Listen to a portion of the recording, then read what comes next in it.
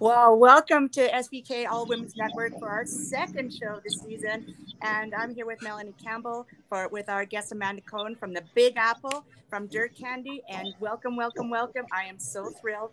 And welcome Amanda. This is our second show and we are live and so happy for you to join us today. Oh, I'm so happy to be here. I'm excited to get to chat with both of you. Yeah. Well, Melanie, why don't you take it away with our first question with the amazing superstar Amanda? Well, first of all, I want to say you are our very first guest, Canadian female entrepreneur who is running a business in the U.S. in New York. And the first thing I thought about when I found out you were going to be on the show with us is, and I think most people would want to know, is what brought you to New York?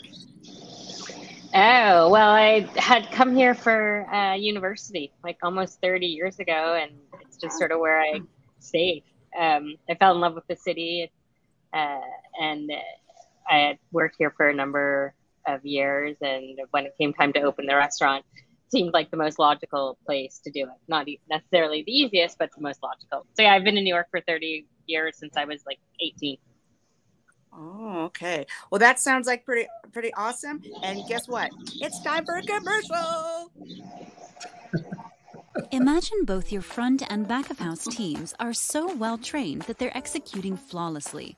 Your front of house is doubling your sales, boosting repeat business, and creating 5-star dining experiences, while your back of house is consistently preparing each dish to perfection, on time and to spec. Having a restaurant this dialed takes a unique training system.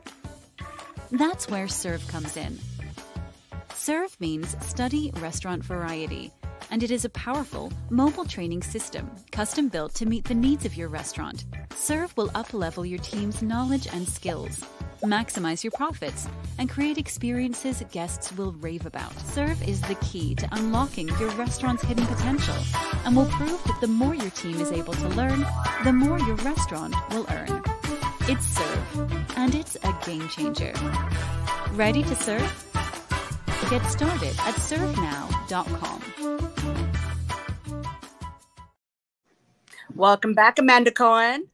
Now, let's take us back to the Big Apple. In 2017, I was doing some researches, and in one of your interviews, you were talking about challenges of having vegetables, having kind of staying power, and fighting like the protein prices. A vegetable kind of like having the same price on a menu as a steak, and you were having some challenges of people understanding those values. Now, back then, there was a little bit of problem, but fast forward to today, there's my timer to ask you those questions. Fast forward today, I've been awarded a Michelin-starred. How are you finding that now? And we'll talk about the accolades later, but let's talk about those challenges of then and to like the today of people paying value for vegetables as they should. Yeah, I mean, I think part of it is just getting people to pay for the experience in a restaurant, whether it be vegetables or meat. Running a restaurant, particularly in New York City, but I also think everywhere is incredibly expensive, and we sort of haven't, as an industry yet, learned to charge the right amount. Vegetables make it that much harder because for a very long time, we haven't associated a lot of value with them. They're sort of, like the afterthought, the side dish in most restaurants. And I guess pre-pandemic, we did sort of struggle to find our footing. But one of the things that came out of the last couple of years is people like eating in restaurants. And they like, I think they like not having to cook for themselves and trying new foods. And so we haven't had as much of an issue with the value associated with our food as we did pre-pandemic. And also in the last month or so, we did receive a Michelin star, and that, whether or not it changes the business, it does sort of add to the value of what we're serving. People now think there's more value to vegetables than there was beforehand. Yeah, I think when you say whether that changes that business, that does change the business. Being awarded a star definitely will change the business. Do you find that you're that will create more traffic, that creates more awareness? I don't know how much more awareness that you could possibly gather, because I mean, you're everywhere. You're already an Iron Chef. You already are an award-winning cookbook author. You're a chef collaborator extravaganza. You travel internationally. You're on a lot of committees. You are already super well known as a pioneer of bringing a vegetable forward, to the mainstream and awareness. So I think that alone already brings a lot of awareness. But having a Michelin star, do you think that's mission accomplished, or do you find that's adding more pressure for staying power? How are you feeling with all that? Yeah, I mean, we definitely don't want to lose it. Yeah, we don't want to lose it. We've only had it for like 6 weeks. Honestly, it's not going to change our business much because we're 14 years old. We do as many people as we can almost every night. So we do between 90 and 100. Having the star isn't really going to change that. There's more people on our wait list now. So I think there's a possibility of disappointing more people because they can't get in. The one thing that we have seen, and hopefully this is where we'll see the most change, is we certainly noticed our wine sales going up a bit, and people are more likely to order some more expensive bottles of wine. And I think that's because, we've been touched with this magical wand that says, hey, this food has worth to it now. So it's not as maybe disposable as you thought it was beforehand. It's worthy of a night out. Well, that's cool. I want to push us over to Melanie and talk about entrepreneurship, because that's like in her wheelhouse. And you are big on that, because I want to talk about Lika Burger. Well, Melanie, take it away. Yeah, I was thinking, Amanda, because I mean, I've always heard that New York is one of the most difficult places to make it you can make it in the world. Over the last couple of years, obviously, businesses have had to become very creative on how to be successful. So I'm just curious about the last 2 years of running your business. What have you learned, and how have you managed to be successful and come out of it where you are? I saw it. Congratulations on your Michelin star, by the way. But I'm really curious about what have you learned in the last 2 years, and how has it helped you to become successful where you're at right now?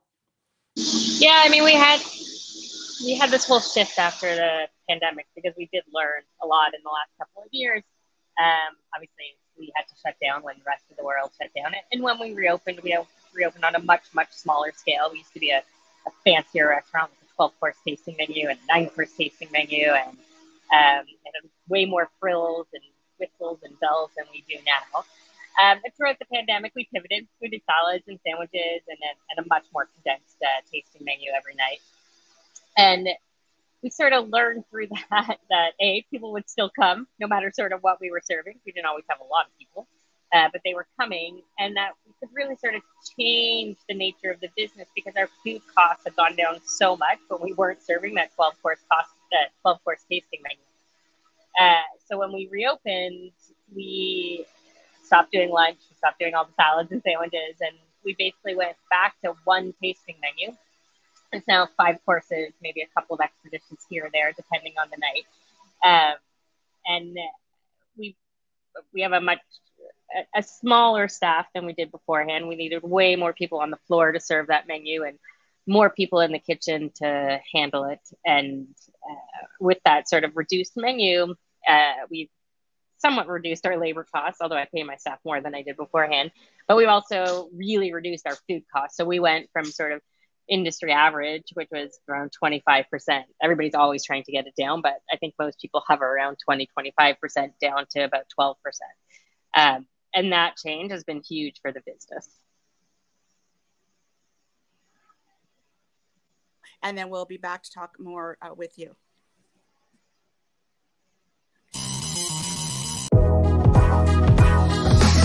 Hey guys, I'm Rena from OO.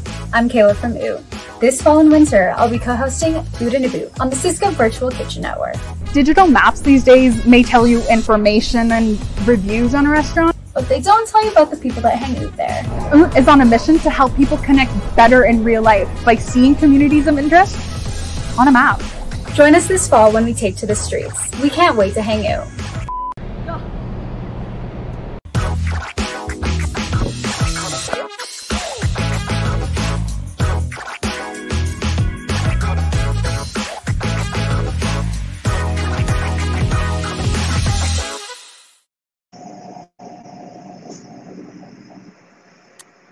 Amanda, welcome back. I want to talk to you a little bit more about starting your business, about building the best plant-based fast burger ever.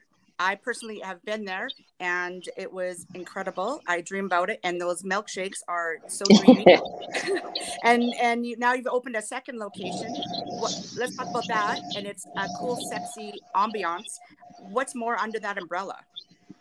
I don't know. So Dirt Candy is mine, all mine.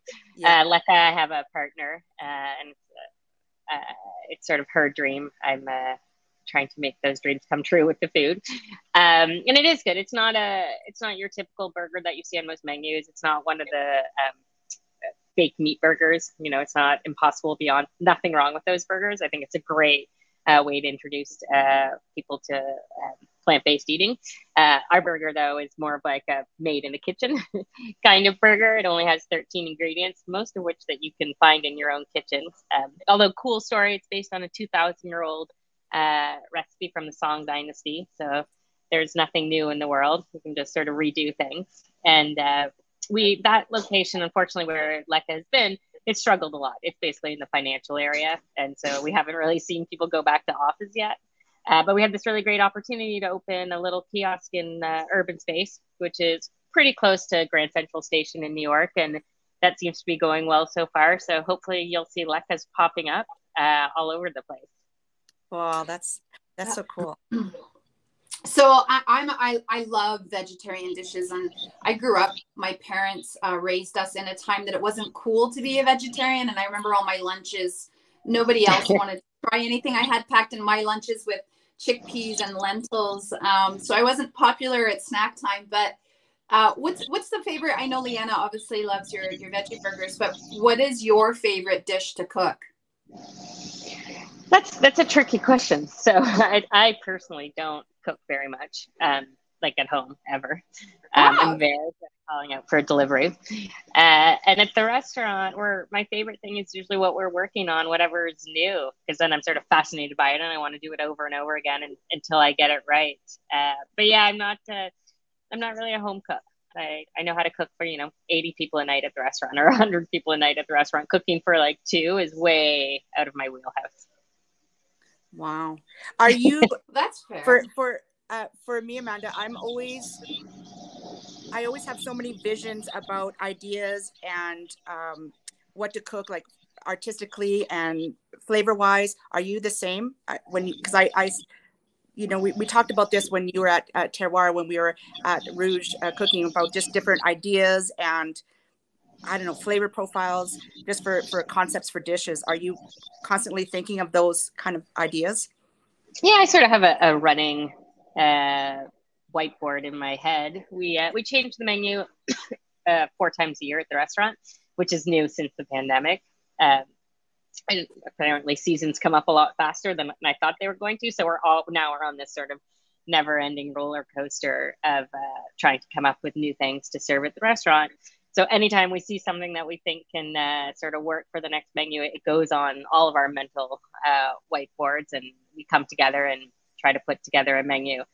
We do try to take a week or 2 off after we've put together one of the menus, because creativity is exhausting. I think people think that it's, it just happens all the time, but to be really skilled at being creative, I think you need to take a break and reset and come back to it with a clean whiteboard. Yeah. Oh, I can relate to that. I was going to say, I can relate to that. I have so many sleepless nights because as someone who has very nonlinear creative brain, it keeps me up late at night.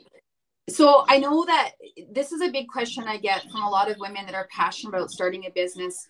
And the fear and the hurdle is really, first of all, like how to get the funding, how to get started, how to get the support they need.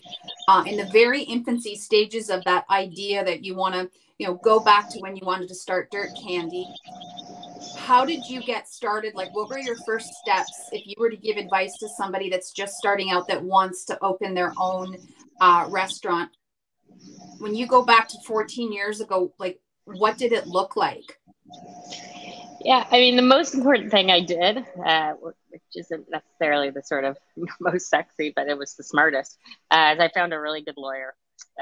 who I've worked with for the past 14 years, there's so much I don't understand about business and legalese, and all that sort of really sets you up for a successful future. So that's the first thing I did. And I let myself take a lot of their advice, which was good because I would have failed miserably without it.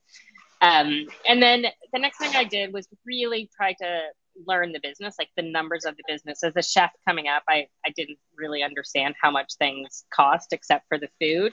And the first time I had to write out like the budget for the restaurant, and really like the working everyday budget, not some sort of dream operations budget that like I would hope to attain one day, but you know, this is how we were going to make it run. I understood how easy it is for restaurants to fail because there's so many, at the time I would have said hidden costs, but they're not really, they're there for you to find out. But there's so much goes into running the restaurant and figuring out how much, you know, you're going to pay for your linen or the bank fees or your lawyers, or, you know, how much are you going to set aside for repairs? We probably spend upwards of like $40,000, $50,000 a year on repairs in the restaurant. Granted, this this space is actually 8 years old, but it's a huge, huge cost. And so figuring that having a really good handle on the numbers is like one of the best things you can do. And then the third thing is actually find a network of people who you can talk to, because they've probably gone through it before you and they'll have some really good advice, and they're probably going to be pretty sympathetic when you have a bad day, and they'll listen to, you know, everything that's gone wrong. But you really need that network too. So a lawyer, learn how to do the numbers, and find some friends who are in the same business. And did you have, when you first started out, did you have any issues with getting funding or investment to get started? Well, I was pretty lucky. So I had family money, so I could rely on that. And my first restaurant was pretty tiny, so I didn't need that much.